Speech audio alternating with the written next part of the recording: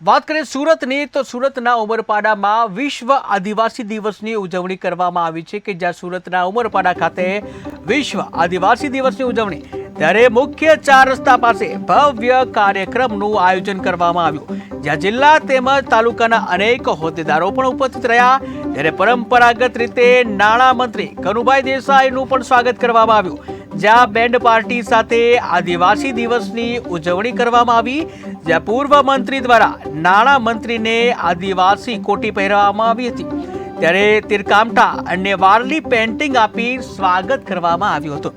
ત્યારે 9 ઓગસ્ટ એટલે કે વિશ્વ આદિવાસી દિવસ છે અને તેની ઠેર ઠેર ઉજવણી કરવામાં આવતી હોય છે।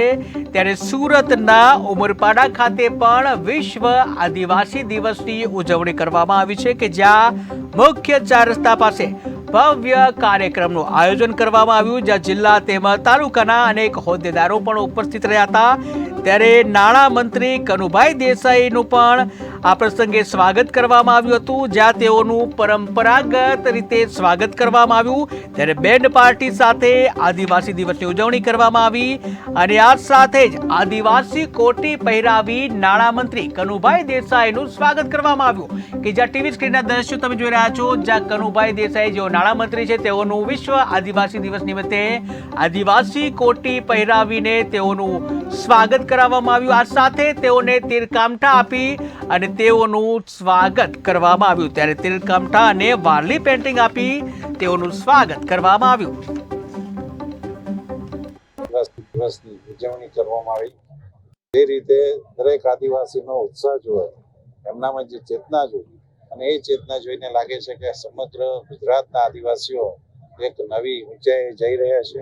અને સાથે સાથે આ વિસ્તારના લોકપ્રિય ધારાસભ્ય શ્રી ગણપતભાઈ વસાવાજી, જેમણે પણ આદિવાસીઓ માટે અનેકવિધ યોજનાઓ દૂધ સંજીવની જેવી શરૂ કરી હતી, એમની ઉપસ્થિતિમાં જ્યારે આ પ્રોગ્રામ યોજાયો ત્યારે આ વિસ્તારના જે નાગરિકો છે એમને સરકારશ્રીની વનબંધુ કલ્યાણ યોજના 1 અને 2 તરફથી જેટલા પણ લાભો મળ્યા છે અને હજી ખેતીવાડી, શિક્ષણ અને વીજળી તેમજ અનેક માળખાકીય સુવિધાઓ માટે જે લાભો થવાના છે અને જે રીતે લોકોને જમીનના લાભો આપવામાં આવે છે, એટલે કે જળ, જંગલ અને જમીન અને પૃથ્વી, આ બધાનું સંયોજન કરીને ગુજરાતની ભારતીય જનતા પાર્ટીની સરકારે માનનીય મુખ્યમંત્રી શ્રી ભૂપેન્દ્રભાઈની આગેવાની હેઠળ અને માનનીય પ્રધાનમંત્રી કર્યા છે। એના લીધે સર્વે આદિવાસી સમાજને ઉત્સાહ લાગે છે।